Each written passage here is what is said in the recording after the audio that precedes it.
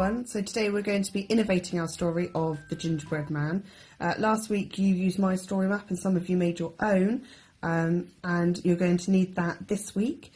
It's a really simple activity. I'm going to change my character of the Gingerbread Man.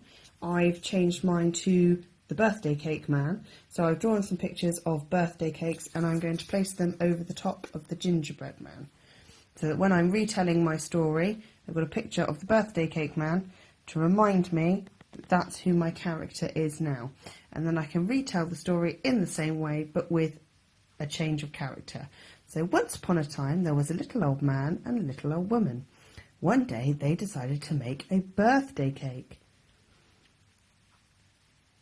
When the birthday cake was cooked, the little old woman opened the door, and the birthday cake ran out of the front door. "Stop!" said the little old man and the little old woman. But the birthday cake kept running.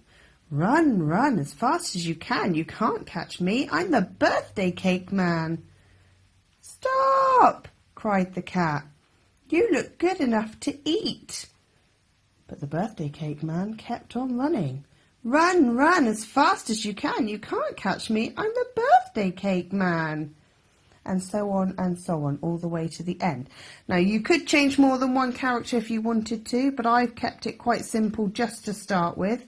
I might go back tomorrow and change one of the other characters. So I might change some of the animals, I might change some of the people, or if I'm feeling really quite fancy and clever, I might change where the Gingerbread Man goes. So he might need to cross the road, or even it might need to climb a tree or something like that. It is up to you.